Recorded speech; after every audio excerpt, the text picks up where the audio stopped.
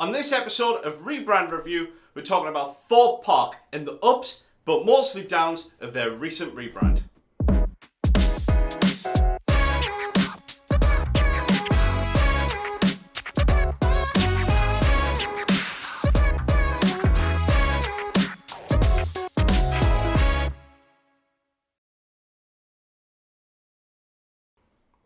I'm Tony Hardy, founder and director of Canny Creative. Rebrand Review is back, and today we're talking about theme parks. And historically, theme parks do not have a great track record with branding and brand identity, especially in the UK. They've always got 3D, drop shadows, they're all just a bit weird. Even Alton Towers, which is the UK's biggest theme park, they've kind of got a really 3D, weird looking ass logo and then a memorable theme song. And that's about it.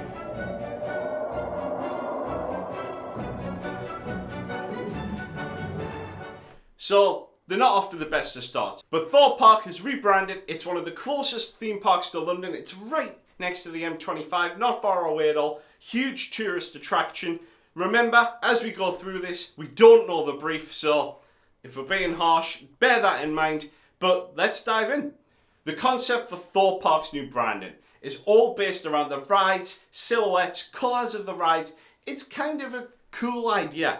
But even in their own kind of press release, they've announced the branding is an attempt to add some razzle dazzle and pizzazz to that brand. And honestly, fuck me, what is that all about? Razzle dazzle? You rebranding a company to add some razzle dazzle? Just no.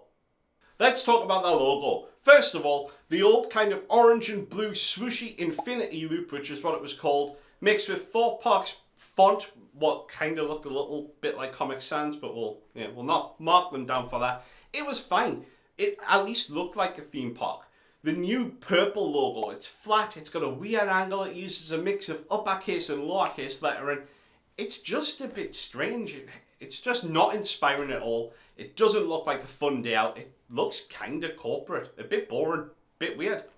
Now, let's talk about the visuals and the application. Remember, brands are more than logos, so how does it roll out across the rest of their deliverables, their collateral, and the other brand touchpoints? First of all, they've forgotten to change their website favicon. So when you go on Thorpe Park's website at the very top, it's still the old logo. That's just mistake 101. That's one of the things you check when you're building a website. And on the subject of the website, it looks like a B brand's website from about 30 years ago. The photography's weird. The style is weird. It doesn't look like a theme park. It's this weird kind of like, I'll put it on the screen. Have a look for yourself. It's strange. It's a weird businessy looking brand for a theme park. It just doesn't make sense. Then there's the patterns. The patterns are kind of cool. They've got silhouettes of rides. There's big swooshes, there's zigzags, there's things going on. But the way that they've been used, they've been put in and squashed and transformed and stretched out, they look just a bit weird. And then there's this reveal video with loads of stuff going on in it. It's flashing, it's fast. I think they've tried to get the dynamicism of Thorpe Park into this 1 or 2 minute reveal video. But it's just a lot to look at. It kind of hurts your eyes. It's a lot. To be honest, the whole thing kind of just looks like a student's final project at college. That's how it feels, and I don't like disrespecting designers, design agencies, but it just doesn't join up. It's very strange. It does feel like a final college project. Then there's the typography. The logo typography isn't then used or echoed throughout the rest of the brand. It's very separate. It's on its own typographic island, so to speak. The website uses a different font to the promotional materials. They've kind of got a similar font. I think the website uses Korolev, but then the brand font's Rift. It's just weirdly disjointed. And for the colour piece of Rebrand Review, I'm going to just read directly what Thorpe Park have said, which means I'm going to look off screen for just a second. Our fresh colour palette is a vibrant homage to some iconic Thorpe Park attractions, channeling the vibrant red of Stealth, the cool teal tones of Colossus, and a splash of blue inspired by our water rides. We've seamlessly woven in additional hues from across the park. The result is a bold and captivating palette that encapsulates the spirit of Thorpe Park. But it doesn't. It's dull. It looks really dulled down and toned down. It's not vibrant. It doesn't encapsulate spirit. It's just flat. In summary, they've managed to make a theme park feel boring. And I don't know how you do that. This is a world where they could have went wild. They could have done anything they wanted, but they've just went for a pedestrian solution. And to be honest, I think there's a nugget of an idea there. But it feels like the start of something that needed kicked around and developed further. It's a boring solution in a wild world. That's all there is to say about it. Let's score it. Concept, 1 out of 5.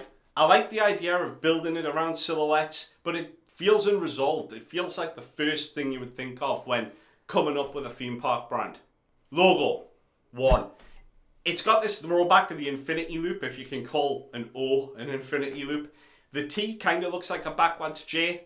It's got an idea there, but it's just not very well executed. Visuals and application, honestly, 0. It's a nice idea, but the patterns are just headache inducing. Type, 1. Rift is a cool font. We use it for Rebrand review actually. It's the Rebrand review font. It's a cool font, but the way it's been used, the consistency, just has to be marked down. I don't understand what they've done and why they've done it.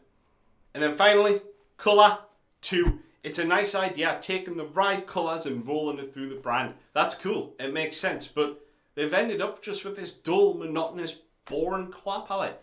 The whole thing, that's a good way to describe it. Stagnant, pedestrian, a little bit dull.